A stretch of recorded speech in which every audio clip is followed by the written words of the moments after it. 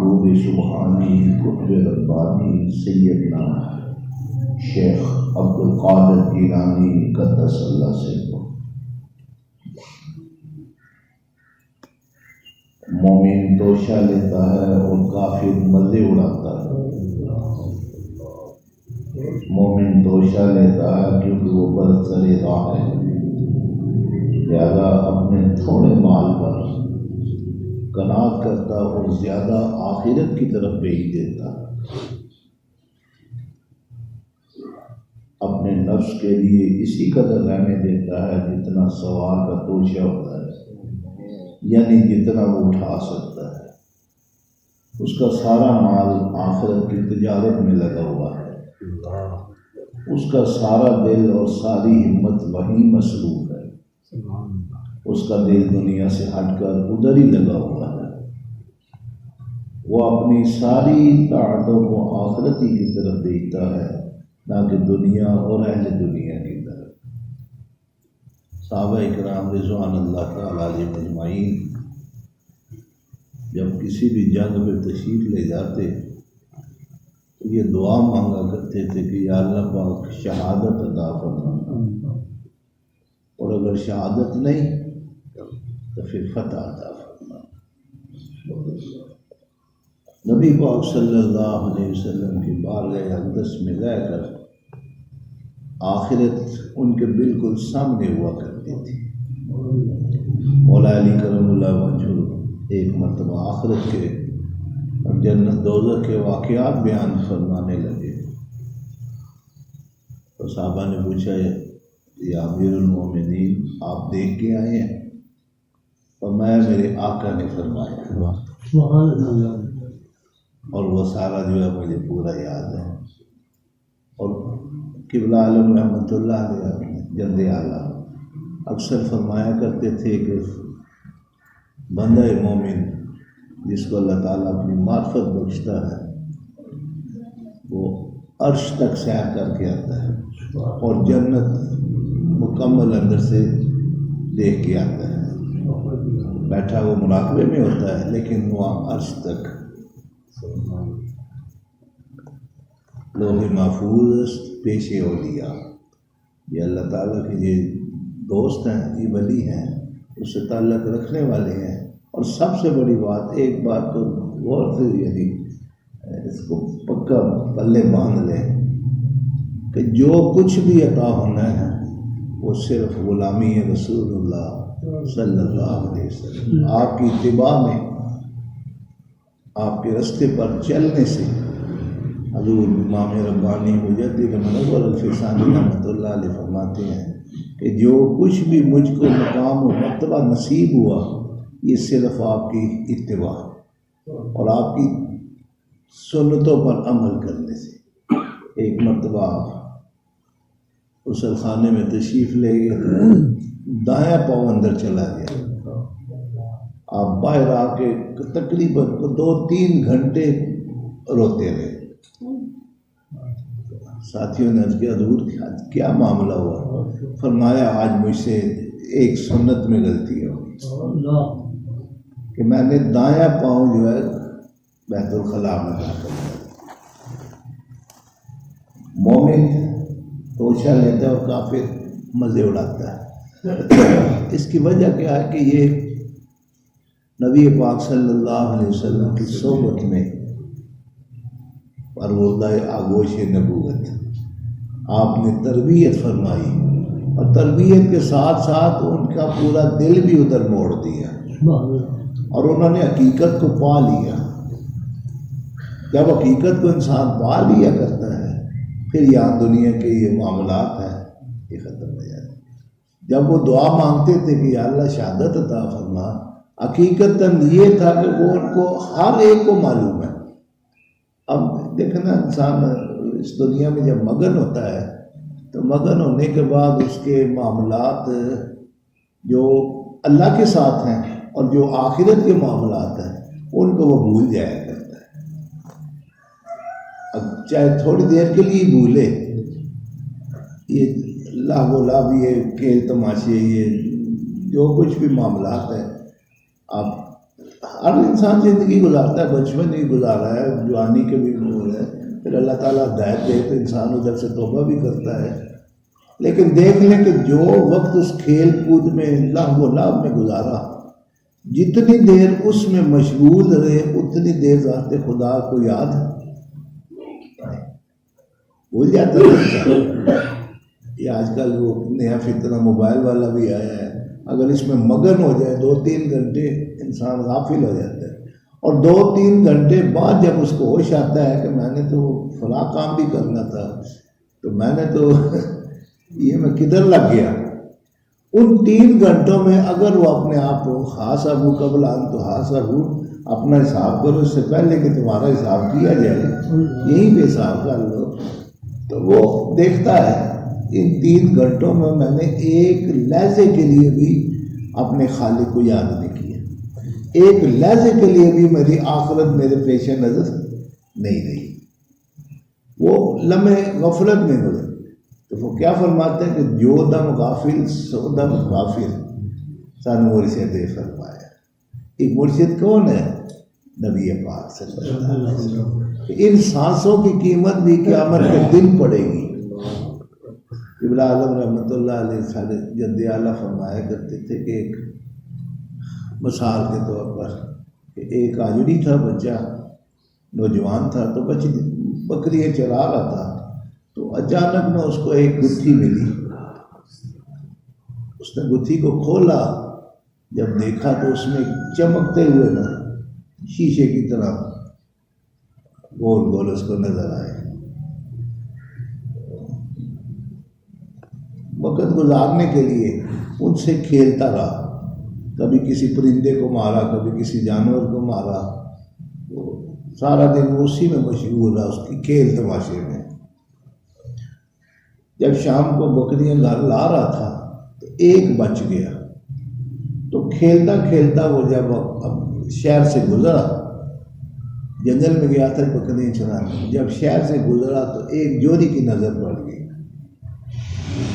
اس جوڑی نے کہا کہ بات سنو میری، بیچتے ہو؟ متعجب ہوا کہ یہ بھی کوئی خریدنے والی چیز ہے.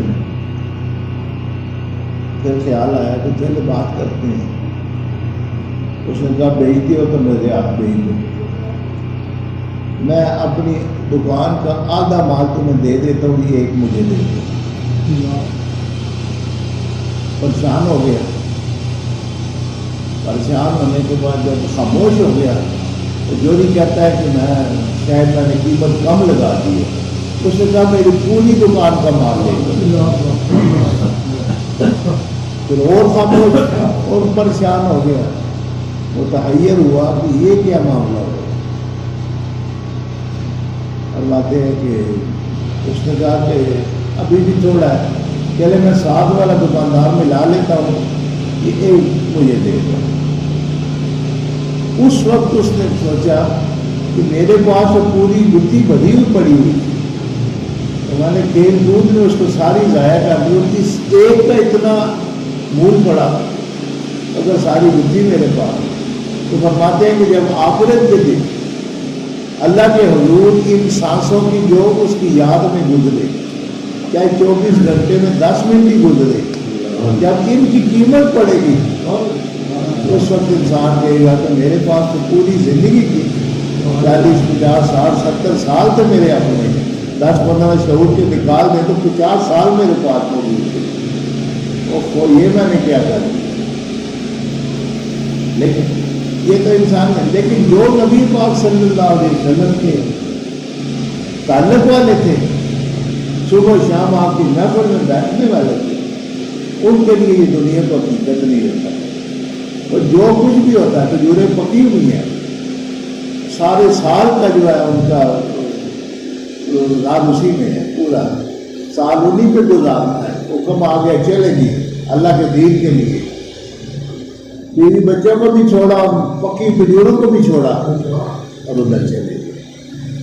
اور وہاں جا کے تو پہلی دعا کیا کر رہے کہ اللہ شہادت کرتا ہے، کیونکہ اس مقام و مرتبے کو وہ دیکھ چکے تھے. اس کے مقابلے میں کافر مزے اڑاتا ہے. ادم اللہ علیہ قلوبہم والا سمع والا ابصار، ان کے پاس جتنی باتیں کرتے رہو، ان کو جتنا سمجھاتے رہو، ان کے لیے وہ نہ یہ دیکھ سکتے ہیں نہ سن سکتے ہیں اور نہ اندھے بھی۔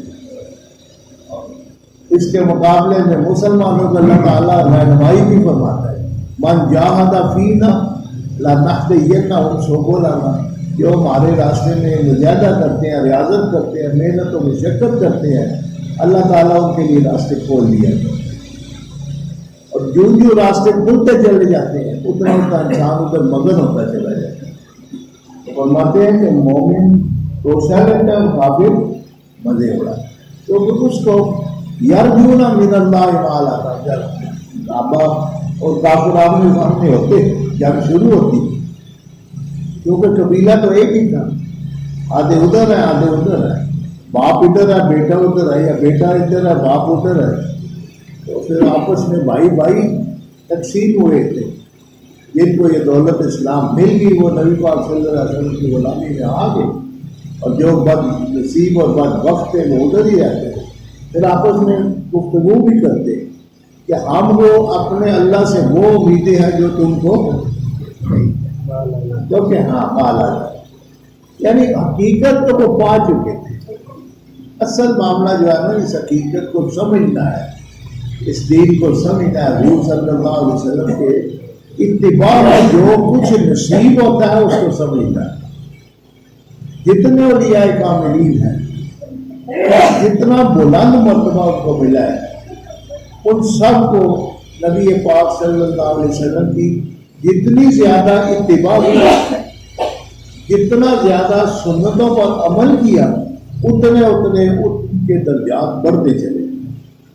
اور دیکھ لیں کہ جتنے بھی اولیاء کاملین ہیں ان کی زندگی کو دیکھیں تو آپ پڑھتے ہیں نا لقد کان لکم فی رسول اللہ اسوۃ، تمہارے لیے نبی پاک صلی اللہ علیہ وسلم ایک بہترین،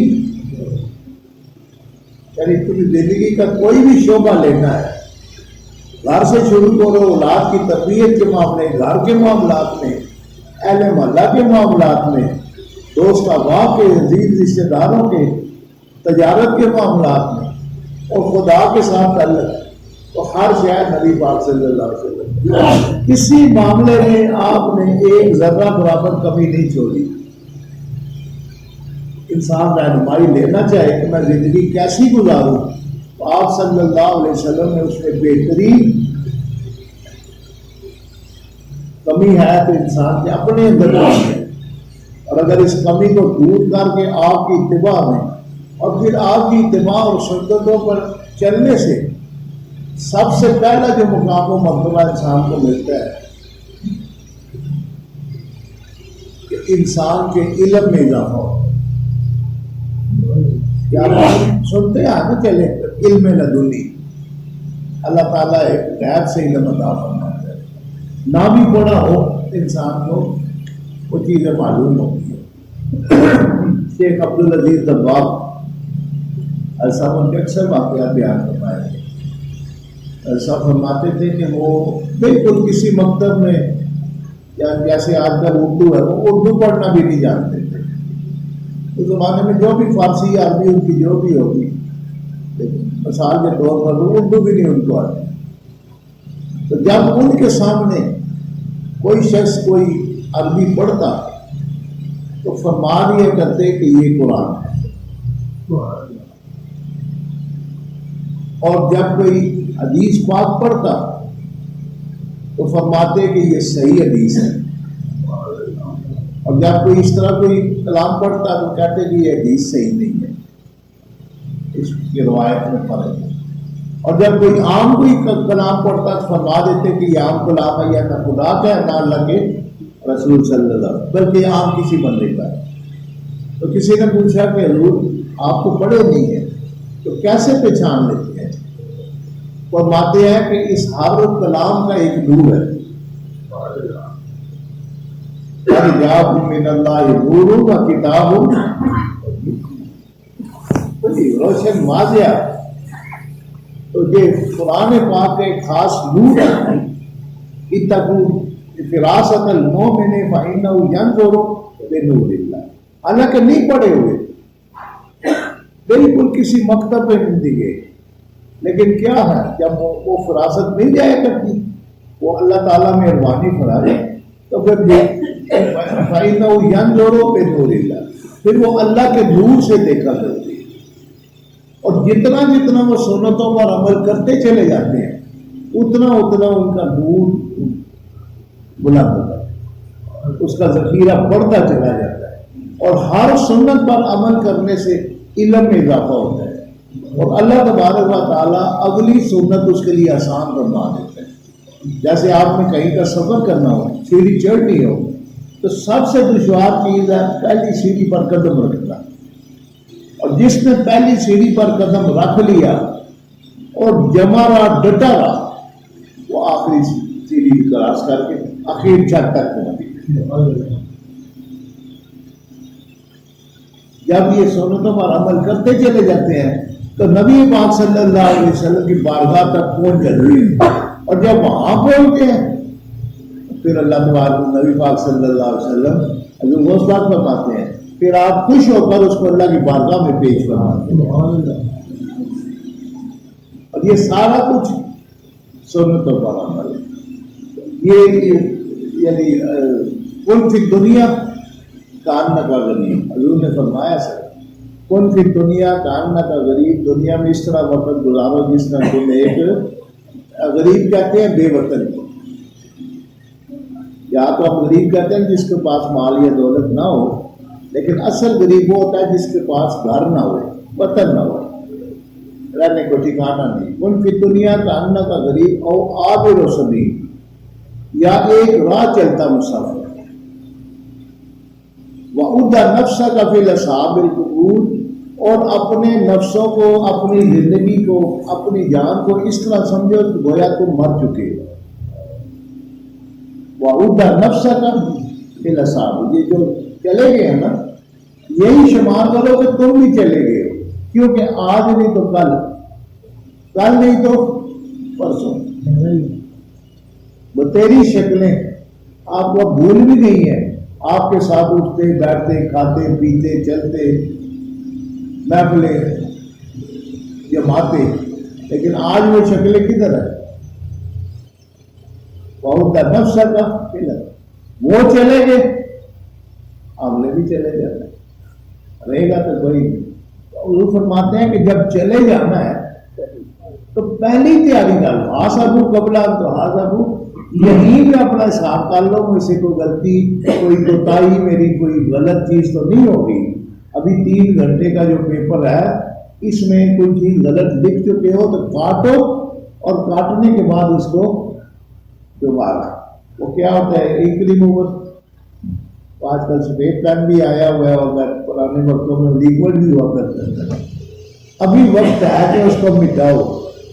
یہ آنکھوں، دونوں آنکھوں میں ایک ریموور بھی اللہ تعالیٰ نے ساتھ ہی دے دیا، اور یہ نہ ختم ہونے والا ہے، آخری سانس تک ہچکی نہیں نہ لگی تو یہ ریموور کام کر رہا ہے۔ یہ جو آج کل سفید پین آ گیا تھا مارکیٹ میں، یہ اس میں ختم نہیں ہونا، اس وقت ختم ہوگا جب ہچکی شروع ہو جائے گی، موت کی گڑگڑاہٹ ہوگی تو اس وقت یہ کام نہیں کرے گا۔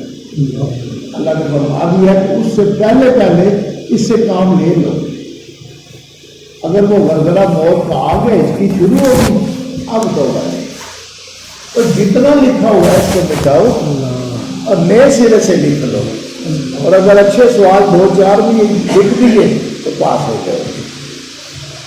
ابھی بہت نفس کا بھی لصحاب القبور، ابھی اپنا حساب کر لو، اور یہ خیال کرو کہ یہ میرے چاہنے والے، میری محبت والے، جن کے بعد میرا ایک لمحہ نہیں گزرا کرتا تھا، آج میری نظروں سے ایسے اوجھل ہوئے ہیں کہ اب تو ترس گیا ان کی شکل دیکھنے کے لیے، اب تو ایسے ہے کہ ان کے عذاب ہی دھندلے ہو گئے ہیں۔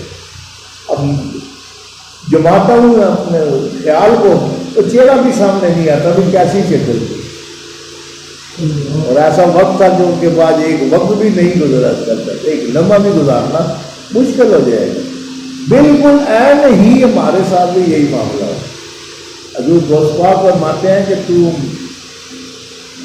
جیسے تجھے بخار چڑھتا ہے اور تجھے نہیں پتہ چلتا کہ بخار چڑھا، کیسے چڑھ گیا، فرماتے ہیں ایک دن تو مر جائے گا اور تجھے سمجھ ہی نہیں آئے گی کہ تو کیسے مر گیا۔ اچانک نے موت نے آنا ہے، اب تو اپنے خیال میں مگن ہوگا، سینکڑوں سال کے منصوبے بنائے ہوں گے، لیکن دیکھتے دیکھتے اور جب پتہ چلا جائے گا اوہ میں تو مر گیا، سارا معاملہ میرے پاس ابھی فلاں فلاں کام بھی کرنا تھا، ابھی تو اللہ کو راضی بھی کرنا تھا، نہیں اب راضی نہیں کرنا، اور 3 گھنٹے پورے ہو گئے، وہ پیپر جو ہے نا نگران نے لے لیا، اب اس میں آپ نہ کچھ ایڈ کر سکتے اور نہ کچھ مٹا سکتے۔ اس وقت آپ کو پورا پورا اختیار دیا گیا۔ اللہ کے بندے جو ہے پھر اس زندگی کو اس مزوں میں نہیں اڑاتے، بلکہ جو کچھ بھی ملا، ام المومنین عائشہ صدیقہ رضی اللہ تعالیٰ عنہ آپ صلی اللہ علیہ وسلم کو غیری پردہ فرمانے کے بعد تربیت کا اثر دیکھیں، 2-3 لاکھ درہم آپ کی بارگاہ میں ہدیہ آیا، کسی نے پیش کیا تو آپ نے شام سے پہلے پہلے سارا تقسیم فرما دیا۔ خادمہ نے ڈرتے ڈرتے عرض کیا حضور کئی دن ہو گئے گوشت نہیں پکایا، اگر آپ 3 درہم رکھ لیتی، اب دیکھیں 2-3 لاکھ درہم میں سے کتنے، صرف 3 درہم، اگر آپ 3 درہم رکھ لیتی تو آج گوشت پکا لیتی۔ بڑے ہی دن ہوئے اس گھر میں گوشت نہیں پکا۔ آپ نے فرمایا کہ اللہ والا عیش الا عیش الاخرہ، بس ادھر جا کے نہ عیش کریں گے، کیوں؟ وہ تربیت جو تھی نا، وہ ایسی نگاہیں دل پر جم گئی تھی۔ ہم تو حضور کی باتیں سن کے خوش ہوتے ہیں یا میلاد مناتے ہیں تو تصور کرتے ہیں کہ کبھی حضور کا پھیرا بتا دے، تو صحابہ میلاد مناتے تو حضور تشریف لے آتے ہیں، اس چہرہ کا تو آپ کو دیکھتے سکون حاصل کرتے، آپ کی صحبت و مجلس، ہم باتیں کر کے سکون حاصل کر رہے ہیں، وہ اصلی خود تشریف فرماؤ درمیان میں، تو ان کی کیا کیفیت ہو؟ تو حضور کا ایک ایک لفظ جو ہے ان کے دلوں پر اثر کیا کرتا۔ اور آپ کوئی بھی صحابی ہے دنیا کے معاملے میں، آپ لے لیں کتابیں کھول لیں حدیث، کسی صحابی کا شاید ہی کوئی جھگڑا ہو، یہ مال میرا اور یہ زمین میری اور یہ باغ میرا، شاید کوئی 1-2 واقعات آپ کو پتہ چل جائیں کہ کسی نے کہا، کیونکہ ان کو خیال ہی نہیں تھا دنیا جو کچھ موجود ہے وہ آگے بھیجی جا رہی ہے۔ اور فرماتے ہیں کہ صحابہ کی قربانی تمہارا ایک اور پہاڑ سونا خرچ کرنا اور صحابہ کا ایک مٹھی جو اللہ کی راہ میں خرچ کرنا وہ افضل ہے، اور تمہارا اور پہاڑ کے برابر سونا خرچ کرنا اس کے مقابلے میں نہیں، کیونکہ ان کو ایمان کامل تھا۔ ہم تک سنی سنائی پہنچی، کتابوں کے ذریعے پہنچی، انہوں نے آپ صلی اللہ علیہ وسلم کی زبان اقدس سے سن کر وہ عمل کیا۔ اس کے علاوہ انہوں نے اپنا وطن بھی چھوڑا، قبیلہ بھی چھوڑا، گھر والے بھی چھوڑے، مکمل چھوڑ کر حضور کے حکم پر ادھر پہنچے۔ اب جو ان کے پاس موجود ہے، اب ایک شخص کے پاس 1000 روپے ہے اور ایک شخص کے پاس 1 کروڑ روپے ہے، انہیں کروڑ میں سے 1 لاکھ روپیہ پیش کر دیا، اور ایک شخص کے پاس صرف 1000 روپے ہے، اس نے 1000 روپیہ دے دیا، کیا دونوں کی برابر ہوگی؟ جس کی بارگاہ میں وہ خدمت کر رہی ہے اس کو پتہ ہے کہ اس کے پاس بالکل ہے ہی 1000، اور اس کے پاس کروڑ تھا، اس میں سے اس نے 1 لاکھ دے دیا۔ دیکھنے میں کتنا زیادہ ہے؟ اب دیکھا جائے تو 1000 کے مقابلے میں کتنا ہے؟ 100 گنا بڑا ہے، لیکن جب اس کو تولا جائے گا اس نے اپنا کل پیش کر دیا، اس نے اپنا جز پیش کیا۔ وہ صحابہ کی قربانیاں پہلی اتنی قربانیاں، اب وہ اپنے توشہ میں سے جب پیش کرتے ہیں تو فرماتے ہیں کہ حضور صلی اللہ علیہ وسلم تمہارا اور بار پر خرچ کرنا سونا اور ان کا صرف مٹھی پر جو آپس میں مقابلہ، یہ ساری تربیت، یہ سارا وہ معاملات یہ نبی پاک صلی اللہ علیہ وسلم کی غلامی میں چھپے ہوئے۔ جتنا جتنا غلامی کامل ہوگی اتنا اتنا انسان کے اندر کی آنکھیں کھلتی چلی جائیں، اتنا اتنا ایمان کامل ہوتا چلا جائے گا، اور اتنا اتنا اور ایک بات اور کہ ہر سنت پر عمل کرنے سے اللہ تعالیٰ کی محبت بندے سے بڑھتی چلی جاتی ہے۔ ان الذین قالوا ربنا اللہ ثم استقاموا، سنتے چلے آئے، یہ کس نے بتایا؟ اللہ تعالیٰ، نبی پاک صلی اللہ علیہ وسلم کی زبان سے آیا نا۔ یہ جتنی مہربانیاں میزبانیاں عنایات سب کچھ کس پر ہے؟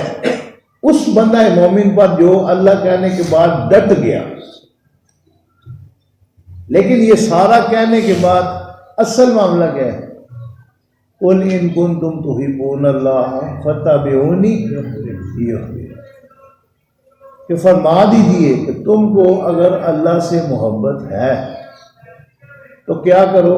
فَاتَّبِعُونِی، کہ میری اتباع کرو، نبی پاک صلی اللہ علیہ وسلم۔ یحببکم اللہ، اللہ تبارک و تعالیٰ تم سے محبت کرے گا۔ اب انسان کہتا ہے نا کہ میری اور میرے مولا کا آپس میں تعلق جڑ جائے، میری اور میرے اللہ کی محبت آپس میں بڑھ جائے، اللہ مجھ پر بھی نظر شفقت فرمائے۔ نظر شفقت کون کرتا ہے؟ جس کے دل کے اندر محبت ہوتی ہے۔ رحم کی نظر سے کون دیکھتا ہے؟ جس کے دل کے اندر محبت ہو۔ عنایات کی بارش کس پر کی جاتی ہے؟ جس کے لیے محبت۔ آپ دشمن کو دیں گے بے حساب؟ دشمن سے ہنس کے بات کریں گے؟ اپنی ساری شفقتیں دشمن پر لٹائیں گے؟ نہیں، آپ اسی پر لٹائیں گے جس کے ساتھ آپ کو پیار ہوگا، جس کے ساتھ تعلق مضبوط ہوگا۔ ہم اللہ کی بارگاہ میں پیش ہوئے کہ یا اللہ ہم تو اس سے محبت کرتے ہیں، تو اللہ نے فرمایا کہ ٹھیک ہے محبت کرو، لیکن اس کے لیے ضروری ہے فَاتَّبِعُونِی، میرے محبوب کی اتباع کرو۔ یحببکم اللہ، آگے صلہ اور نتیجہ کیا نکلے گا؟ اللہ تم سے محبت کرنے لگے گا۔ یعنی ہم اس بات سے گئے کہ یا اللہ ہم تجھ سے محبت کرنا چاہتے ہیں، ہم محبت کرنا چاہتے ہیں، اور نتیجہ کیا نکلا؟ ادھر سے محبت آ گئی۔ یحببکم اللہ، یعنی یہ سند مل گئی کہ تم نبی پاک صلی اللہ علیہ وسلم کی اتباع کرو گے، کامل اتباع۔ اللہ تبارک و تعالیٰ اپنی پوری محبت تم پر نشامت کر دے۔ جتنا ہم سنتوں پر عمل کرتے چلے جاؤ گے، جتنا آپ کی اتباع کرتے چلے جاؤ گے، یہ اس بات کی سند ہے کہ میرا مولا مجھ سے محبت کرتا ہے۔ اس محبت کرنے کے ساتھ ساتھ اس نے اس راستے کو آسان بنا دیا، اور انسان اس طریقے پر چلتا چلا گیا۔ اور دیکھ لے کہ اگر میں اس طریقے پر چل رہا ہوں جو نبی پاک صلی اللہ علیہ وسلم کا طریقہ ہے، تو سمجھ جاؤ کہ اللہ تعالیٰ کی محبت کامل ہوتی چلی جا رہی ہے، اس محبت بڑھتی چلی جا رہی ہے، روز بروز وہ محبت بڑھ رہی ہے۔ اگر میری یہ کام ہو رہا ہے وہ محبت بڑھ رہی ہے، اور اس کام میں اگر سستی ہے تو اس کا مطلب ہے کہ میری محبت کامل ہے۔ اللہ کے تعالیٰ کی وہ محبت، ہم دن رات اس سے دعا مانگتے ہیں، یا اللہ تو ہم سے راضی بھی ہو جائے، ہم پر رحم اور شفقت بھی فرما، لیکن ادھر ہم آپ کی اتباع میں آپ کے احکامات جو شریعت نے فرمائے ان پر عمل نہیں کرتے، لیکن ادھر سے طلب ہے، حالانکہ اس نے فرما دیا کہ طلب ہے تو میں سارا پورا کروں گا۔ محبت تم کرنے آئے ہو، بلکہ الٹا فاذکرونی اذکرکم، تم مجھے یاد کرو میں تمہیں یاد کروں گا۔ ہم یہ لے کے گئے کہ یا اللہ محبت تجھ سے کرنا چاہتے ہیں، اس نے کہا نہیں میں کروں گا محبت، یہ کام کر دو، یہ کام تم یہ کام تمہارے ذمہ، محبت کرنا میرے ذمہ۔ اللہ اپنے نفس کے لیے اسی قدر رہنے دیتا ہے جتنا سوار کا توشہ ہوتا ہے، یعنی جتنا وہ اٹھا سکتا ہے۔ اس کا سارا مال آخرت کی تجارت میں لگا ہوا ہے، اس کا سارا دل اور ساری ہمت وہی مصروف ہے، دن رات وہ آخرت کو مد نظر رکھا ہوا ہے کہ یہ کام کرنے سے میرا مولا ناراض ہوگا اور یہ کام کرنے سے میرا اللہ راضی ہوگا، خوش ہوگا۔ یعنی دن رات ہر قدم اٹھانے سے پہلے، ہر کلمہ بولنے سے پہلے، ہر عمل کرنے سے پہلے وہ سوچتے ہیں کہ اس میں خدا کی ناراضگی تو نہیں ہے، کہیں میرا آخرت میں یا دنیا میں بھی مواخذہ نہ ہو جائے۔ اس میں کیا وہ ہر قدم اٹھانے سے پہلے سوچتے ہیں۔ اللہ تعالیٰ ان کی رہنمائی فرماتا ہے۔ اس کا دل دنیا سے ہٹ کر ادھر ہی لگا ہوا ہے، وہ اپنی ساری طاعتوں کو آخرتی کی طرف بھیجتا ہے، نہ کہ دنیا اور اہل دنیا کی طرف۔ اگر اس کے پاس عمدہ کھانا ہوتا ہے تو اس کو خود کھانے کی جگہ فقراء پر خرچ کرتا ہے، وہ جانتا ہے کہ آخرت میں اس سے بہتر کھانے کو ملے گا۔ اللہم لا عیش الا عیش الآخرہ۔ جب بھی کوئی معاملہ ہوتا ہے حضور فرماتے ہیں کہ یہ دنیا بھی ادھر نہ دیکھا کرو، نعمتیں آئیں استعمال فرمائیں، انکار نہیں کیا، لیکن طلب نعمت سے جب کسی نے کہا نا تو میں کہ نہیں ادھر کا معاملہ ہے۔ آپ نے اچھے سے اچھا کھانا بھی کھایا، وہ ہر معاملات ہوئے، پیش کیا کسی نے، استعمال فرمایا، لیکن اس کی جستجو اور طلب میں دن رات نہیں ضائع کی، بلکہ ام المومنین جدھر بھی آپ تشریف فرما ہوتے صبح کو اٹھتے نماز پڑھ کے پوچھتے کہ ہے کچھ کھانے کو، اگر کچھ ہوتا تو وہ پیش فرما دیتی، فرماتے آج کچھ بھی نہیں، فرماتے آج روزہ۔ اب شام تک بے فکر ہو گئے، خیال ہی نہیں آنا کہ کچھ کھانا ہے یا نہیں کھانا، شام ہوگی تو دیکھا جائے گا۔ اللہ لا عیش الا عیش الآخرہ۔ وہ سارے معاملات وہ اپنی ساری طاعتوں کو آخرتی کی طرف بھیجتا ہے، نہ کہ دنیا اور اہل دنیا کی طرف۔ اگر اس کے پاس عمدہ کھانا ہوتا ہے تو اس کو خود کھانے کی جگہ فقراء پر خرچ کرتا ہے، اور وہ جانتا ہے کہ آخرت میں اس سے بہتر کھانے کو ملے گا۔ عارف و عالم مومن کی ہمت کو منتہائے قرب الہی کا دروازہ ہے، اور یہ کہ اس کا قلب آخرت سے پہلے دنیا ہی میں وہاں تک پہنچ جائے۔ میں نے کیا نا قبلہ عالم فرماتے تھے کہ میں عرش تک بھی ہوتا ہوں، عرش کی خبریں بھی لے آتا ہوں اور جنت کی سیر بھی کر رہا تھا۔ فقیر یہاں بیٹھ کر ساری جگہ سیر کر کے آ جاتا ہے۔ وہ فرماتے ہیں کہ عارف و عالم مومن کی ہمت کو منتہائی قرب الہی کا دروازہ ہے، اور یہ کہ اس کا قلب آخرت سے پہلے ہی دنیا میں وہاں تک پہنچ جائے۔ قلب کے قدموں اور باطن کی رفتار کا محتاج قرب خدا بندی ہے۔ میں تو اس کو دیکھتا ہوں کہ قیام و قعود اور رکوع و سجود اور بیداری اور مشقت میں مشغول ہے، مگر تیرا قلب اپنی جگہ سے نہیں ٹلتا، اور نہ اپنے خانہ وجود سے باہر نکلتا ہے، اور نہ اپنی عادت سے بھا جاتا ہے۔ اپنے مولا کی طلب میں سچا بن کہ یہ سچا بننا تجھ کو تیری مشقت سے بے نیاز بنا دے۔ اپنے میدہ وجود کو صدق کی چونچ سے کھٹک اور نظر پر خلق اور پابندی خلق کی دیواروں کو اپنے اخلاص کو توحید کے پھاوڑوں سے لا۔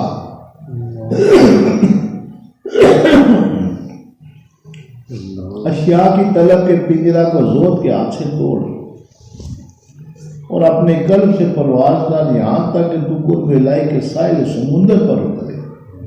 بس اس وقت تقدیر خداوندی کا ملاح تیرے پاس آئے گا کہ اس کے ساتھ عنایت حق کی کشتی ہوگی۔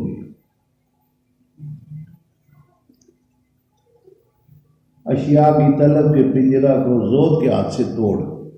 آپ فرماتے ہیں نا، آپ نے اکثر پڑھا ہوگا بزرگان دین کے حالات کہ سادہ جگہ پر رہا کرتے اور جو کچھ بھی مخلوق خدا خدمت کرتی شام سے پہلے پہلے اس کو اپنے سے جدا کر دیا کرتے. جب انہوں نے اس کو جدا کر دیا، ایک شخص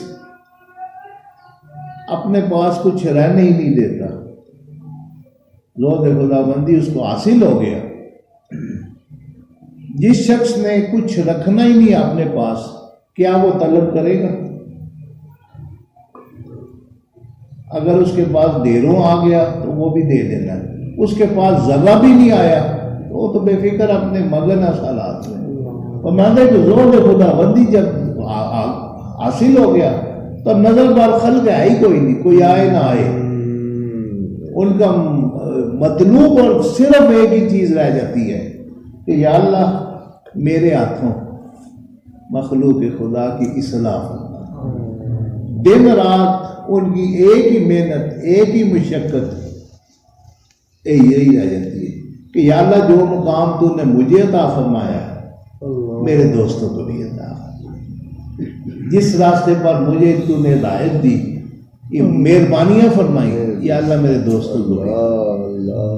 صبح و شام اسی جستجو، اسی تک وہ دو میں لگے ہوئے ہیں کہ جس طرح مجھ پر کرم کیا ان پر بھی کرم فرمایا. اور اگر مال ہو تو وہ بھی لٹا دیا، نہ ہو تو فکر ہی کوئی نہیں، کیونکہ رکھنا ہی کوئی نہیں. اگر اس کو جمع کرنا ہے، اس کو دل کے اندر اس کی چیز ہے، تو پھر کیا کہیں نظر بر خلق، یعنی مخلوق پر ہے کہ کوئی آئے گا تو آگے دے جائے گا. آج نہیں آیا، آج اتنے کم دے گا، نہیں معاملات بس اتنے جمع کرنے تھے تو آج تو کوئی بات ہی نہیں بنی. اور جب اس چیز سے خالی ہو گیا، ہر تمنا دل سے رخصت ہو گئی، اب تو آ جا، اب تو خلوت ہو گئی. اصل خلوت یہ دل کی خلوت ہے، یہ نہیں کہ مال کا ڈھیر بھی پڑا ہو گیا، خیال ہی کوئی نہیں. اور اگر دل کے اندر وہ مال ہی سارا اسباب جمع ہے، وہ تعلق اور رشتہ داریاں اور دوستیاں اور یہ دنیاوی معاملات بھرے ہوئے ہیں، تو کس کو بلائے گا؟ وہ تو ہم سے زیادہ ہمارا مشتاق ہے، وہ آنا چاہتا ہے، لیکن کہاں بٹھائیں گے؟ کوئی اعلیٰ سواری آ جائے، بہترین شخصیت تشریف لے آئے اور گھر کے اندر کاٹ کباڑ پڑا ہوا ہو، پیر رکھنے کو جگہ نہ ہو پورے اس گھر میں، تو کہاں پہ بٹھائے گا؟ یہ دنیا بھی، یہ طلب بھی، یہ لالچ بھی، یہ حرص بھی، یہ جو کچھ بھی معاملات، تعلقات دنیا، تعلقات مال، تعلقات جاؤ منصب، یہ جو کچھ بھی معاملات ہیں، یہ ادھر یعنی یہ سب دل میں جمع ہے. اب کدھر آئے گا جب ان سب سے مجرد ہو جائے گا کہ ہر تمنا یہ بس خیال ہی کوئی نہیں، میری طلب ایک ہی طلب ہے، تیری طلب ہے، بس تو مل جائے. وہ فرماتے ہیں نا کہ مجنوں سے کسی نے پوچھا کدھر جا رہے ہو؟ کہنے لگا لیلا. آگے کا کیا پروگرام ہے؟ کہنا لیلا. کھانا کھاؤ گے؟ لیلا. بس سوائے لیلا کے اس کو کوئی ہر سوال کا جواب کیا ہے؟ لیلا. لیلا کے سوال تو ہر تمنا دل سے رخصت ہوگی. اب تو آ جا. اب دن رات وہ اللہ اللہ لگا ہوا ہے کہ کسی طرح وہ آ جائے. پھر جب وہ تشریف لے آیا کرتے ہیں اس دل کے اندر کہ میری ذات اتنی بڑی ہے کہ زمین و آسمان میں وہ نہیں سما سکتی، ایک جگہ ہے جتنے میں سما سکتا ہوں، اور وہ ہے قلب مومن. مومن کا دل اتنا بڑا ہے کہ اس میں آ سکتا ہوں. باقی میری یعنی جتنی بھی یہ کائنات بڑی ہوئی ہے نا، زمین و آسمان، میں اس میں نہیں سما سکتا، میں بہت بڑا ہوں. تو فرماتے ہیں کہ اب آ جا. یہ ساری تمنائیں، آرزوئیں، یہ جو کچھ بھی طلب ہے ختم کر دے. چاہیے کہ چاہ نہیں چھوڑ دے، میں نے چاہ نہیں چھوڑ دی ہے. پھر وہ ایسا آیا کرتا ہے ادارو، جب وہ آ جاتا ہے تو چہرے سے پتہ چلتا ہے کہ اندر خدا موجود ہے.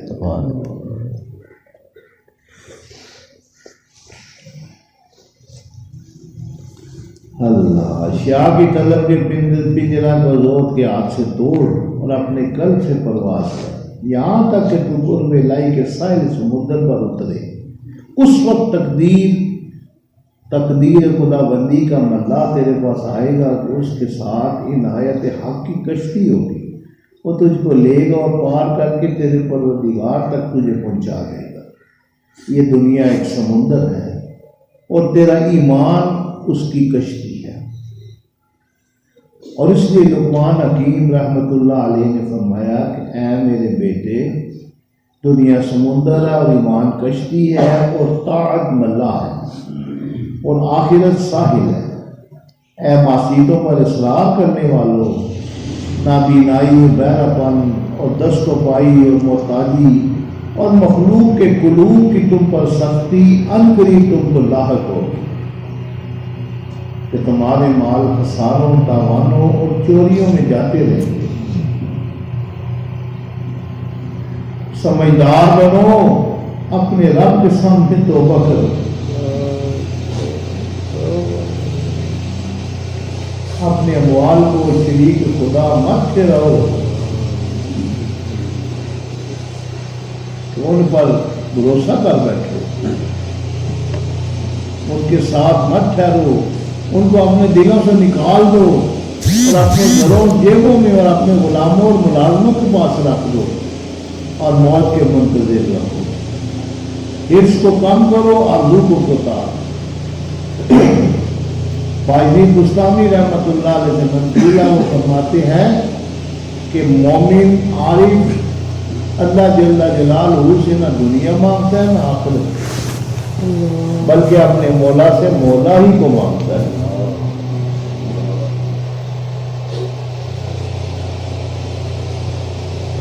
تجھ کو تجھی سے مانگ لی ساری کائنات، اٹھتے نہیں ہاتھ میرے اس دعا کے بعد۔ عزیز مان اپنے دل سے اللہ جل جلالہ کی طرف رجوع کر، جو اللہ سے توبہ کرتا ہے وہی اس کی طرف رجوع کرتا ہے۔ حق تعالیٰ کا ارشاد ہے رجوع کرو اپنے رب کی طرف، یعنی آؤ ہر چیز اس کے حوالہ کر دو، اپنے نفوس کو اس کے حوالہ کر دو اور ان کو اس کی قضاء و قدر اور امر و نہی اور اس کے تصرفات کے سامنے ڈال دو اور اپنے قلوب کو اس کے آگے ڈال دو کہ نہ زبانیں ہوں، نہ ہاتھ، نہ پاؤں ہو، نہ آنکھیں، نہ چوں ہو، نہ چران، نہ منازعت ہو، نہ مخالفت، بلکہ موافقت اور تصدیق ہو۔ کہو کبھی بھی سچا، کہو حکم بھی سچا اور تقدیر بھی سچی اور علم بھی سچا۔ جب تم ایسے ہو جاؤ گے تو ضرور تمہارے قلوب اس کی طرف رجوع اور مشاہدہ کرنے والے بن جائیں گے، کسی چیز سے مانوس نہ ہوں گے، بلکہ عرش سے لے کر فرش تک ہر چیز سے معاشرت کھائیں گے، ساری مخلوق سے بھاگیں گے اور جملہ محدثات سے الگ الگ رہیں گے۔ مشاہد کا حسن ادب وہی کر سکتا ہے جو ان کا خادم رہ چکا ہے اور ان کے جو حالات اللہ کے ساتھ ہیں ان سے آگاہ ہو چکا ہے۔ عید اللہ نے مخلوق کی تعریف و مذمت کو گرمی اور سردی اور رات دن کی طرح سمجھ رکھا ہے، اور دونوں کو وہ خدا کی طرف سے سمجھتے ہیں، کیونکہ بغیر اللہ جل جلالہ کی کوئی بھی ان کے لانے پر قادر نہیں، تو کیونکہ ان کے نزدیک یہ متحقق ہو گیا، لہذا انہوں نے تعریف کرنے والے کی پرواہ نہ کی اور ہجر کرنے والے سے جنگ نہیں کی اور نہ ان کے ساتھ مشغول ہوئے۔ ایک بزرگ تھے تو ان کے کسی نے مخالفت میں بڑے عجیب قسم کے نہ الفاظ ادا کیے، خادم کو بڑا غصہ آیا، جو آپ دینے لگا تو آپ کرنا تھے خاموش۔ جب وہ چلا گیا آپ نے وہ خط اٹھائے، فرمایا پڑھو۔ اس نے خط پڑھنے شروع کر، کسی بھی حضور کی بلائے عالم، خواجہ خواجگان، غوث زمانہ، قطب دوران، کئی الفاظ جو ہے نا وہ پڑھ لیا۔ فرمایا نہ میں وہ ہوں نہ میں یہ ہوں، اللہ میں اللہ کا بندہ. اس واسطے وہ اپنی ساتھ سوچ رہا ہے, اس کی اپنی عقیدت ہے, نہ میں وہ نہ حضور صلی اللہ علیہ وسلم کو اللہ معاف کر دے, نعوذ باللہ, وہ مزمم کہتے, حضور صلی اللہ علیہ وسلم فرماتے کہ میں محمد ہوں. وہ تو کسی مزمم کو کہہ رہے ہیں, میں تو مزمم ہے ہی نہیں, کیوں پریشان ہوتے ہیں؟ میں محمد ہوں صلی اللہ علیہ وسلم کہتے رہے, کون کہا ہے جو ہوگا اس کو فکر ہوگی, مجھے کیا فکر. صحابہ کو آتا نا وہ صاحب فرماتے نہیں, وہ جس کو کہنا ہے وہ کہہ دے گا. فرماتے ہیں کہ وہ مغلظات بک کے گیا, انہوں نے اپنی عقیدت سے یہ القاب بھیجے ہیں, نہ میں وہ نہ یہ.